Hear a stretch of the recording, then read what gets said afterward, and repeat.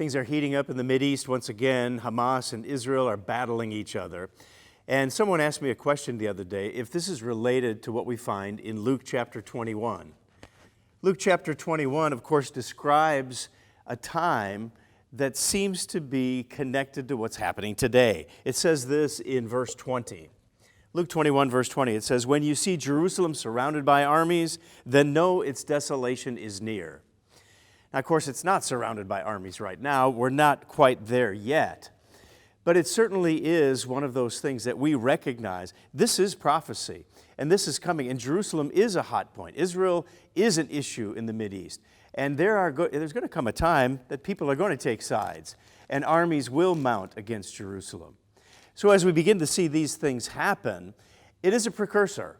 It is a precursor, and we're given instructions by Jesus Christ for the perspective that we should have.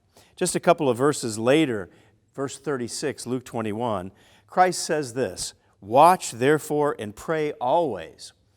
So we keep an eye on events that are happening around Jerusalem. That is true. So we watch the news. But more than that, Christ says this, "Watch that you may be counted worthy to escape these things that will come to pass and stand before the Son of Man." So when we see these kinds of things in the news, it should be one of those things that remind us, be watchful. But not just news, be watchful for our own lives. Make sure our spiritual house is in order.